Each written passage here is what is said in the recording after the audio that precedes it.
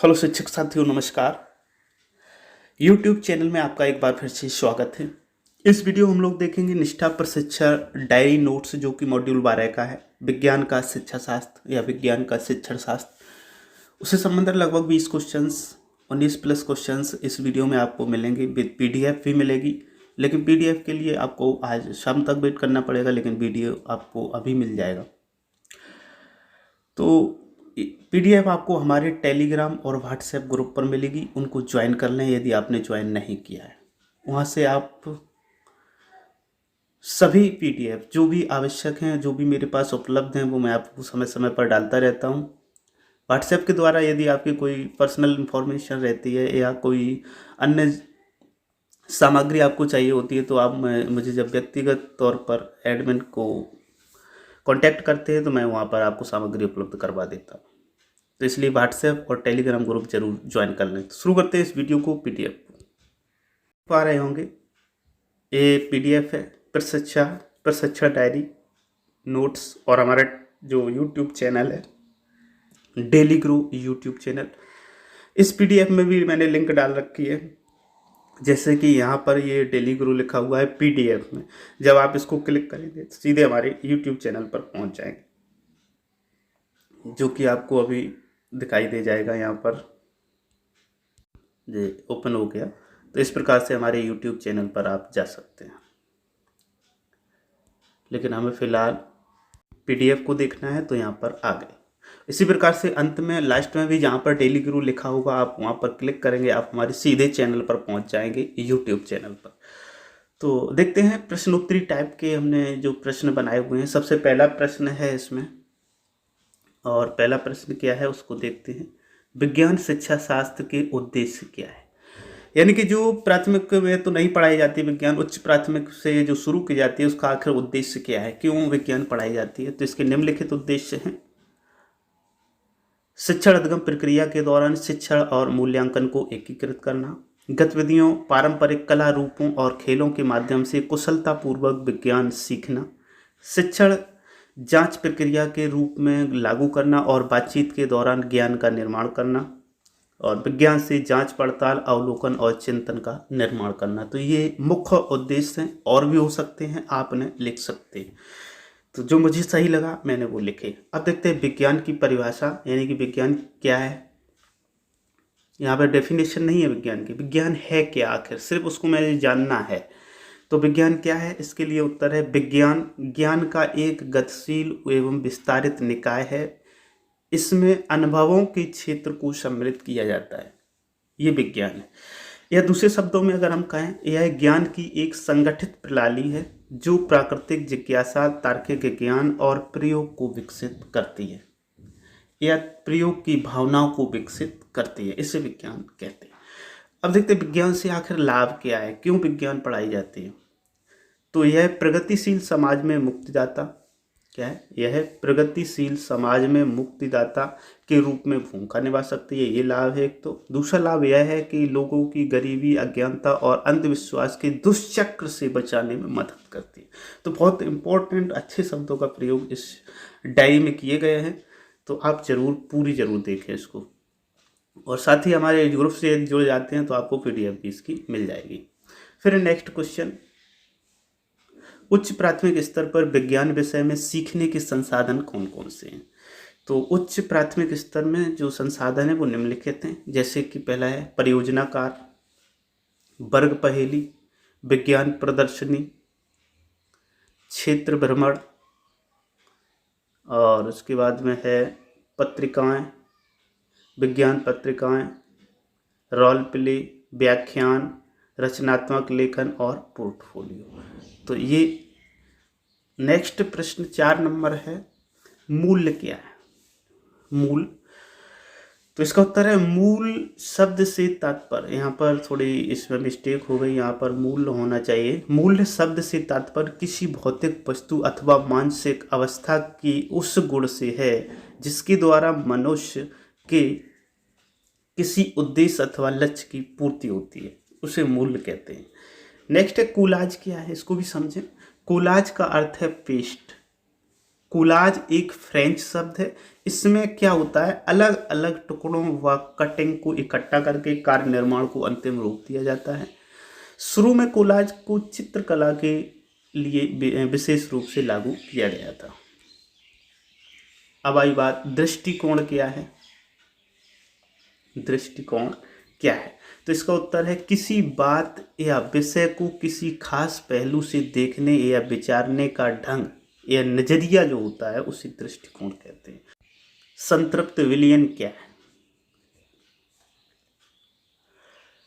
तो वैसे संतृप्त अगर शब्द की बात करें तो संतृप्त का मतलब है तृप्त से यानी पूर्ण से। तो अगर अपनी भाषा में कहें तो संतृप्त विलयन के मान के चलिएगा आप शरबत बना रहे हैं, तो एक गिलास में आपने पानी लिया और उसमें चीनी घोलना शुरू की। तो चीनी घोलते जाएंगे आप, चीनी घुलती जाएगी, चीनी घोलते जाएंगे, चीनी घुलती जाएगी। लेकिन एक स्थिति ऐसी आ जाएगी कि जब चीनी घुलना बंद हो जाएगी, और जब चीनी घुलना बंद हो जाए तो समझ लीजिएगा ये विलयन संतृप्त बन गया। बस यही है इसकी परिभाषा, इसकी समझ। तो जब किसी विलायक में विलेय घोला जाता है और विलेय जब घुलना उसमें बंद हो जाए तो उस स्थिति को हम संतृप्त कहते हैं, और उस विलयन को संतृप्त विलयन कहते हैं। ये है संतृप्त विलयन की परिभाषा। नेक्स्ट प्रश्न देखते हैं। तो नेक्स्ट प्रश्न लिखा कौशल क्या है, बहुत इंपॉर्टेंट चीज़ है। तो जब किसी विशेष क्षेत्र में कोई व्यक्ति किसी कार्य को बेहतरीन ढंग से सकुशल करता है तो उसे उस व्यक्ति का कौशल कहता है। कौशल एक तरीके से एक दक्षता होती है, यानी कि किसी काम को करने में जो दक्ष है उससे कौशल है, तो वो उस कौशल को जानता है किस प्रकार से वो काम किया जाए। नेक्स्ट प्रश्न है क्या ध्वनि उत्पन्न होने के समय कंपन होता है। हाँ, ध्वनि उत्पन्न होने का मूल कारण ही कंपन है। यदि कंपन नहीं होंगे तो ध्वनि उत्पन्न नहीं हो सकती। नेक्स्ट प्रश्न है उच्च प्राथमिक स्तर पर विज्ञान विषय को कितने थीमों में बांटा गया है। तो मुख्य रूप से जो है इसे 7 थीमों में बांटा गया है। तो कौन कौन सी थीमें हैं देखते हैं। भोजन, पदार्थ, जीव जगत, गतिशील वस्तुओं, व्यक्ति और विचार, वस्तुएं जैसे कार्य करती हैं, कैसे कार्य करती हैं, प्राकृतिक घटनाएं और प्राकृतिक संसाधन। इस प्रकार से बांटा गया। नेक्स्ट प्रश्न की ओर चलें। तो नेक्स्ट प्रश्न में हमारा लिखा हुआ है उच्च प्राथमिक स्तर पर पाठ्यक्रम से क्या अपेक्षा है।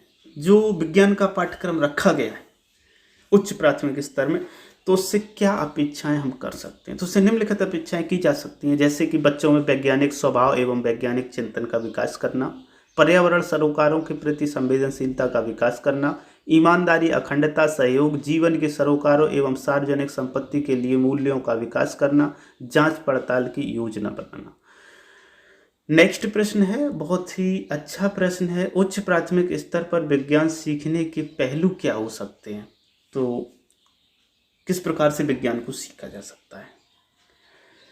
तो इंद्रियों का उपयोग करते हुए परिवेश, प्राकृतिक प्रक्रियाओं, घटनाओं का पता लगाना, विचार चर्चा की रूपरेखा बनाना, गतिविधियों, प्रयोगों, सर्वेक्षणों एवं क्षेत्र भ्रमण आदि के दौरान टिप्पणियों, अवलोकनों का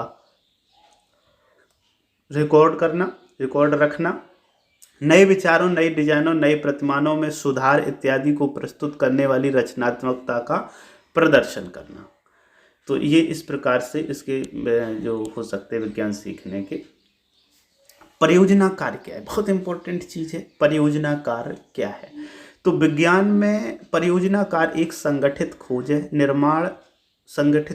निर्माण या एक ऐसा कार्य है जो किसी विशिष्ट उद्देश्य के लिए निर्देशित होता है। यह विद्यार्थियों को समस्या की पहचान करने, उपयुक्त संसाधन की खोज करने, स्वयं की योजना बनाने और डेटा यानी कि सूचना के आधार पर निष्कर्ष निकालने के अवसर प्रदान करती है। तो ये होती है परियोजना।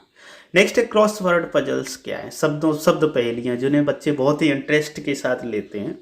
तो ये शिक्षण अधिगम प्रक्रिया मज़ेदार और सहभागितापूर्ण प्रक्रिया है, क्योंकि इस प्रकार की चुनौतियाँ बच्चे आनंदपूर्वक पसंद करते हैं। तो क्रॉसवर्ड पजल्स में क्या होता है, शब्दों की पहेलियाँ पूछी जाती हैं और बच्चे उसका उत्तर देते हैं और एक दूसरे से भी पूछते हैं। फील्ड ट्रिप क्या है, ये भी इंपॉर्टेंट पॉइंट है। फील्ड ट्रिप क्या है, तो फील्ड ट्रिप एक शैक्षिक गतिविधि है जिसमें बाहरी अनुभव मिलता है जो कक्षा में प्रदान नहीं किया जा सकता है। यह सीखे गए अनुभवों को वास्तविक जीवन से जोड़ने में मदद भी करता है। अब करते हैं बात पोर्टफोलियो को। ये भी बहुत इंपॉर्टेंट है पोर्टफोलियो। तो यह विद्यार्थियों के ज्ञान, कौशल और दृष्टिकोण का प्रमाण प्रदान करता है। यह विद्यार्थियों की उन्नति का दस्तावेज है। इसमें पूरे वर्ष या एक वर्ष के दौरान विद्यार्थियों के ब्यौरे होते हैं। विद्यार्थियों को सौंपे गए और शिक्षक द्वारा आकलन किए गए सभी कार्य उसके पोर्टफोलियो में रिकॉर्ड होते हैं। अब नेक्स्ट प्रश्न है, और नेक्स्ट प्रश्न है दृष्टिबाधित बच्चे हैं, यदि आपके पास आपके विद्यालय में आ रहे हैं तो दृष्टिबाधित बच्चों के लिए विज्ञान और पर्यावरण अध्ययन का शिक्षण किस प्रकार से किया जाना चाहिए। तो जो दृष्टिबाधित हैं उनके लिए अमूर्त तथा सरल अवधारणाओं का प्रयोग करना चाहिए, जिनमें विशेष रूप से शारीरिक सुरक्षा भी शामिल हो की आवश्यकता होती है और अधिक समय की आवश्यकता होती है। नेक्स्ट पॉइंट है श्रवण बाधित बच्चों के लिए पर्यावरण अध्ययन एवं विज्ञान का शिक्षण कैसा होना चाहिए। तो जो श्रवण बाधित हैं यानी कम सुन सकते हैं या बिल्कुल नहीं सुन सकते हैं, तो अमूर्त वस्तुओं की समझ तथा अमूर्त अवधारणाओं, ज्ञान, विचारों के मध्य जुड़ाव, जैसे प्रकाश संश्लेषण, आवाज और सूक्ष्मजीव आदि, जैसे जिन्हें विद्यार्थी बिना दृश्य प्रस्तुतिकरण के नहीं समझ सकते, प्रयोगों का संचालन किया जाए। नेक्स्ट है 19 नंबर प्रश्न। ये भी इम्पोर्टेंट प्रश्न है। संज्ञानात्मक रूप से बाधित एवं बौद्धिक असमर्थता वाले बच्चों के लिए विज्ञान और पर्यावरण अध्ययन कैसे किया जाए। तो विज्ञान की तकनीकी भाषा को समझना, विभिन्न अवधारणाओं के मध्य अर्थपूर्ण कड़ियों या संबंधों को स्थापित करना, योजना बनाना, सुव्यवस्थित करना, क्रमीकरण करना और सामान्यीकरण करना। इस प्रकार से यदि आप बच्चों को सिखाएंगे तो निश्चित है कि बच्चे एक बार जरूर सीख जाएंगे। तो उम्मीद करता हूँ ये वीडियो आपको पसंद आया होगा। यदि वीडियो पसंद आए तो वीडियो को लाइक कर दें, चैनल को सब्सक्राइब कर लें, जो कि यहाँ पर आपको नीले कलर से डेली ग्रो लिखा दिखाई दे रहा होगा। यहाँ पर जैसे ही क्लिक करेंगे वैसे ही आप हमारे यूट्यूब चैनल पर पहुँच जाएंगे और वहाँ सब्सक्राइब जरूर कर लें। और साथ ही वहाँ पर जो भी प्ले लिस्ट आप देख पा रहे होंगे, जैसे वीडियोज़ यहाँ पर जो भी डाले वो हैं, प्ले लिस्ट पर आप जाएँ और प्ले लिस्ट से सभी वीडियो प्ले लिस्ट वाइज आप देख सकते हैं। जैसे कि सेवारत प्रशिक्षण के लिए यहाँ वीडियो पड़े हैं, प्रारंभिक आकलन प्रपत्र कैसे बना उसके लिए जो पड़े हैं। उसके बाद में मानव संपदा ऑनलाइन, शिक्षक डायरी, ध्यानाकर्षण, आधारशिला, शिक्षण संग्रह, ई पाठशाला, शिक्षण योजना, निष्ठा ट्रेनिंग और मिशन प्रेरणा। इसके बाद में अन्य भी हमारे यहाँ जो भी प्ले लिस्ट्स हैं वहाँ से आप देख सकते हैं। उम्मीद करता हूँ वीडियो आपको पसंद जरूर आया होगा।